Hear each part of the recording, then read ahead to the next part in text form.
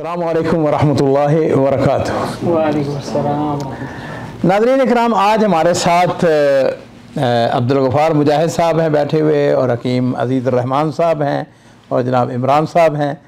तो आज एक बड़ा ख़ूबसूरत वाक़या है जो कि मैं आपके सामने रखना चाहता हूँ, और वो ये है असल में कि मुश्किल वक्त हर एक के ऊपर आता है, मेरे ऊपर भी, आपके ऊपर भी। कोई इंसान ऐसा नहीं है जो ये कहे कि जी मेरे ऊपर तो कभी कोई मुश्किल वक्त आया नहीं या आएगा नहीं।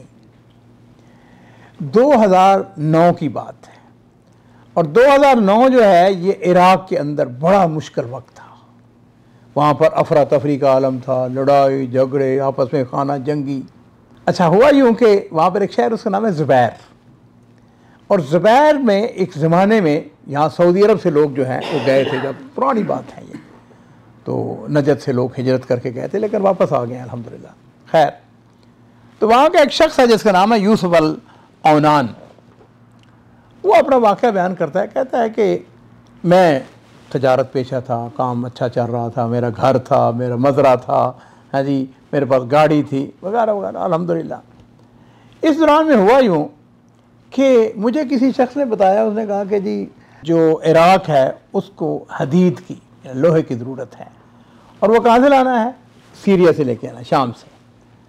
तो कहता है कि मेरे पास कोई इतने पैसे नहीं थे, तो लोगों ने मुझे कहा कि भाई चूँकि वो एक बड़ा फ़ायदेमंद प्रॉफिटेबल ये बिज़नेस था उस वक़्त के बाद, सूरिया से आप हदीद लेके आएँ, वो हो सकता है सरिया हो सकता है दूसरी चीज़ें हों, बहरहाल एनीवे ये तो एक तयशुदा बात है ना, हदीद में प्रॉफिट तो है ना। और वो कहता है कि तकरीबन हमारा अंदाज़ा ये था कि 2 गुना 3 गुना, बल्कि बाज़ का 4 गुना तक वो प्रॉफिट लोगों ने $1 लाख हमें जमा करके दे दिया। इस दौरान में ये हुआ कि मेरा भतीजा था, उसने लोगों से पैसे लिए कुछ और तजारत करने के लिए, लेकिन उसको तजारत में खसारा हो गया। अब उस इलाके में क्या था, थाना वाना कोई नहीं था, हुकूमत कौन कर रहा था? जो कबाइल हैं, शजूक हैं, वो कबाइल कर रहे हैं।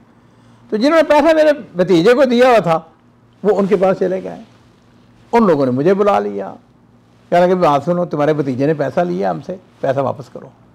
तो मैंने कहा जी मेरा क्या, उसमें क्या क्या ताल्लुक है जी, भतीजे मेरे ने पैसा लिया है। उन्होंने कहा नहीं नहीं, भतीजा तेरा है, तूने पैसे देने हैं। कहता है कि मैं डर गया कि इनका क्या एतबार है, मेरे बच्चे हैं छोटे छोटे। इस दौरान में जब ये मुझे इस कारोबार का पता चला, तो मैंने कहा कि मैं ऐसा करता हूँ कि मैं ख़ुद सीरिया चला जाता हूँ, और वहाँ जाकर मैं ख़ुद वहाँ पर हदीद भिजवाता हूँ। कहते जब मैं निकलने लगा तो कुछ लोगों ने मुझे $30,000 और दे दिया। उन्होंने कहा कि ये ले जाओ ये भी, और ये हमारे लिए जो है ना, तो तुम वहाँ से भिजवा देना। अब कितने हो गए पैसे? $1,30,000, ये बहुत बड़ी रकम है। खैर, वो कहता है तरतूस शहर का नाम था, जहाँ पर उन्होंने दफ्तर बनाया हुआ था, वहाँ पर लोग बैठे हुए थे उनके, हाँ जी, और वो यही काम करते थे। कहते मैं जिस वक्त वहाँ पर पहुँचा तो मेरा उनके साथ मुआहदा हुआ। उन्होंने कहा जी कि आप ऐसा करें, या पैसे दे दें हमें, और 1-2 हफ्ते के अंदर अंदर आपको जो है ना वो हमारे कंटेनर वो पहुँच जाएंगे। तो मैं बड़ा मुतमईन खुश हो गया। खैर जी, कहता है कि मैं शाम में आकर दमिश्क में, वहाँ पर आके मैं हफ्ता गुजर गया, 2 हफ्ते गुजर गया। अब लोग मुझको फ़ोन करके पूछ रहे हैं जी वो किधर है, वो हदीद किधर है? वो हदीद पहुँच ही नहीं रहा। उनको टेलीफोन करता है, वो जी रास्ते में है, आ जाएंगे, कल आ जाएंगे, परसों आ जाएंगे। कहता है कि मुझे आहिस्ता आहिस्ता जो है ना वो तशवीश होनी शुरू हो गई कि ये क्या मामला है। खैर, कहता है कि जी वो हम चले गए वहाँ पर। मैं जिस वक्त वहाँ पर पहुँचा, पता चला कि वो तो फेक है कंपनी। इस दौरान में जिन लोगों ने मुझे $30,000 दिया था ना, उन्होंने मुझसे रब्ता किया। उन्होंने कहा भाई हमारे वो किधर है, हदीद किधर है? मैंने उनसे कहा कि वो तो फ्रॉड हो गया है, ये हो गया वो। उसने कहा बात सुनो, हमें इस बात का कोई पता नहीं फ्रॉड हुआ या नहीं, हमने तुम्हें पैसे दिए थे और हमने तुमसे ले लिए, और अगर तुमने हमें पैसे ना दिए तो तुम्हारी फ़लाँ बेटी जो है वो फ़लाँ कॉलेज में या यूनिवर्सिटी में या उसमें पढ़ती है, हमने उसको अगवा करके ले जाना अपने मदरे में, जब तक तुम पैसे नहीं दोगे उस वक्त तक हमने तुम्हें। कहता है अंदाज़ा आप कर सकते हैं कि मेरी क्या कैफियत हुई होगी। खैर, कहता है कि मुझे ये भी डर था कि अगर मैं वापस जाऊं तो उन्होंने मुझे भी अगवा कर लेना है। कहता मैंने तो अपने घर वालों को फ़ोन करके मैंने उनसे कहा खबरदार, ना बेटी को स्कूल भेजना है, ना कॉलेज भेजना है, कोई भी घर से बाहर नहीं निकलेगा, वगैरह वगैरह। अब यहाँ पे अजीज़ों जो बात है यह है कि जब मुश्किल वक्त आए, यानी आप अंदाज़ा कर सकते हैं कि इससे ज़्यादा मुश्किल वक्त क्या आ सकता है किसी इंसान के ऊपर। कहता है कि मैं ना वहाँ बैठा हुआ हूँ घर में, तो अल्लाह के घर से तल्लक जोड़ लिया। एक होटल और मस्जिद थी, मस्जिद का नाम था मस्जिद उमर फारूक दमिश्क के अंदर। कहता है कि मैं होटल से मस्जिद में, मस्जिद से होटल में, बस। और मैंने क्या किया कि मैंने वहाँ पे कुरान पाक के ऊपर तवज्जो और नमाज़ों के ऊपर तवज्जो।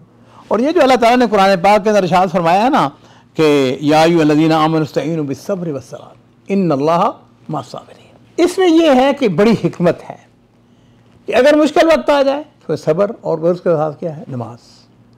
कहते मैंने अल्हम्दुलिल्लाह अल्लाह ताला के साथ ताल्लुक़ जोड़ा।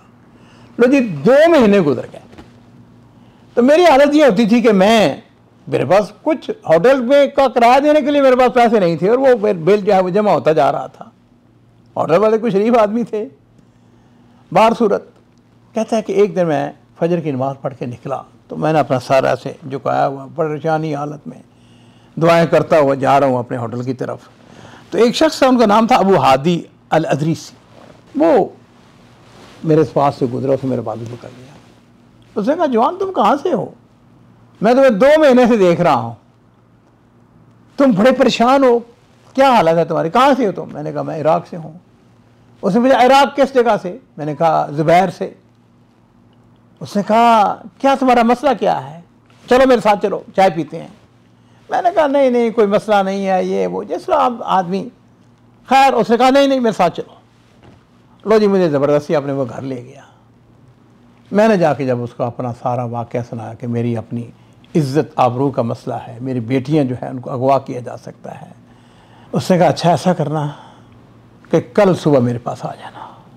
लो जी कहता है मेरे वहमो गुमान में भी नहीं था, ना मैं उससे पहले कभी मेरी मुलाकात हुई, पहली दफ़ा मुलाकात हुई। खैर कहता है कि जी अगला दिन हुआ तो मैं जिस वक्त 8 बजे उसके घर गया तो दरवाज़े पे एक उसका मुलाजम तो उसने मेरा इस्तकबाल किया, अंदर लेके गया। उसने मुझे कहा चलो मेरे साथ चलो। हम बैंक में गए, उसने बैंक में जाके $30,000 जो है वो निकलवाया और उसे मेरे हवाले कर दिया। उसने कहा जब तुम्हारे पास पैसे होंगे मुझको वापस कर देना। लो जी मेरे वहम गुमान में भी नहीं आ सकता था। बहरहाल कहता है कि एक कंपनी थी जिसका काम ही यही था, अल अहराम कंपनी, वो पैसे भिजवाते थे। कहते मैं फौरी तौर पर वहाँ पर गया, मैं जाकर उनको पैसे दिए। अपना एक करीबी मेरा अजीज़ था जो मोतमिद था मेरा, मैंने उसको कहा कि भाई ये तुम्हारे पास पैसे मैं भिजवा रहा हूँ और ये फौरी तौर पर जिन जिन का मैंने कर्ज़ा देना उनको वापस करो और उनसे लिखवाओ। खैर जी अल्हम्दुलिल्लाह चंद घंटों के अंदर अंदर अल्लाह ने वो मेरा मसला जो है हल कर दिया। अब मेरे पास होटल में पैसे देने के लिए पैसे नहीं थे, हाँ जी, वो मैंने खाना भी खाया हुआ था। 2 दिन गुजर गए तो वो जो था ना अबू हादी, उसने मुझे मुझसे कहा तू वापस क्यों नहीं गया? मैंने फिर को बाला, उसने कहा मुझे समझ आ गई है, होटल का किराया है, चलो मेरे साथ। उसने होटल का किराया पे दिया, जो खाना वाने का बिल था वो पे किया, बस का टिकट लेके दिया, रास्ते में खर्चा वो दिया। कहता है मैंने उसका शुक्रिया अदा करते हुए कहा, मैंने कहा इंशाअल्लाह ये तुम्हारा एक एक पाई बड़ी जल्दी इसको मैं वापस करूँगा, इसमें लेट नहीं करूँगा। कहता है अल्हम्दुलिल्लाह मैं वापस आ गया ज़ुबैर में। आपके अल्लाह का शुक्र है। लगता जो है वो ये है कि ये बंदा जो है बासर आदमी था और वैसे भी कारोबारी आदमी था। कहता जी अल्लाह ने कोई ऐसा बंदोबस्त किया कि 3 या 4 महीने के अंदर अंदर सारे पैसे वो $30,000-32,000 जो था वो जमा हो गया। कहता है मैंने उसको वापस कर दिया। हमेशा दुआ करता था कि या अल्लाह इस बंदे ने मेरे साथ नेकी की है तो मैं भी इसका जो है रद्दुल जमील इसको कहा जाता है। तो कहता है कि मैं सोचता था कि मैं उसके साथ क्या तावन कर सकता हूँ। लो जी हालात और वक़्त बदलते हुए देर नहीं लगती, 2013 आ गया। यानी ये 2009 की बात है और 2013 कितने 4 साल के बाद, 4 साल के अंदर अंदर सीरिया के हालात जो हैं इंतहाई ज़्यादा ख़राब हो गए। खाना जंगी शुरू हो गई, कत्ल गारत। ये जो आदमी है अबू हादी अदरीसी, ये हर चीज़, जान जो है सबसे ज़्यादा प्यारी चीज़ होती है, हर चीज़ छोड़ के ये भागा कहाँ पर, स्वीडन में, उसके अपने भाई थे वहाँ पर। लो जी वहाँ पर वो चला गया, लेकिन वहाँ पर कारोबार कोई नहीं था ख़ास। कहता है एक दिन उसका टेलीफोन मुझे आ गया, कहने लगा यूसुफ मैं एक मुसीबत में हूँ, एक परेशानी में हूँ, मेरी मदद करो। मैंने कहा बिस्मिल्लाह, मैं तो इस इंतज़ार में हूँ कि मैं तुम्हारा वो जो है वो कर्ज़ा उसको मैं चुका सकूँ। उसने कहा मेरी बेटी पढ़ती है लबनान में, बैरूत में, मेडिकल में पढ़ती है, मेरे हालात इस वक्त अच्छे नहीं हैं, आखिरी उसका साल है और उसकी फ़ीस देने वाली है, घर का किराया देने वाला है। मैंने कहा तूने कुछ नहीं मांगा मुझसे, ये तो अभी देखो। कहता मैंने फौरी तौर पर सफ़र की तैयारी की और मैं बैरूत पहुंच गया, उसकी बेटी से मिला। मैंने जैसे कहा बेटी तुम्हारा वालिद जो है मेरा दोस्त है, उसने मेरे साथ ये नेकियां की, बताओ तुम्हारे क्या क्या मसाइल हैं। 1 2 3 जो भी मसाइल थे उसका मैंने किराया अदा किया, खाने के अखराजात अदा की, उसकी फ़ीस जो है साल भर की वो अदा की। और इस तरीके से अल्हम्दुलिल्लाह सुम्मा अल्हम्दुलिल्लाह जो है वो मैंने कोशिश की। और कहता है कि अभी तक हमारा आपस में रब्ता है। यूसुफ जो है उसने सवाल किया उससे, अबू हादी से, उसने कहा तू मुझे नहीं जानता, मैं तुम्हें नहीं जानता। उसने कहा वाकई तो हम एक दूसरे को नहीं जानते, लेकिन मस्जिद में तो हमने तुमको जानते हैं। मैं देखता हूँ कि तुम मुसलसल मस्जिद के अंदर है, और ये जो ताल्लुक़ है ये हमारा सबसे ज़्यादा मजबूत है। इसके ऊपर कोई तालीक? बड़ा अच्छा वाक़या है, बड़ा सीखने के वाले से है कि मस्जिद का जो साथी है वो जो है वो किसी भी और रिश्ते से भी ज़्यादा बढ़ के नहीं है। तो ये बड़ा अच्छा रिश्ता है और मस्जिद की वजह से ही सारे उनके मामलात आसान है। बारकल्लाह फ़ीकुम।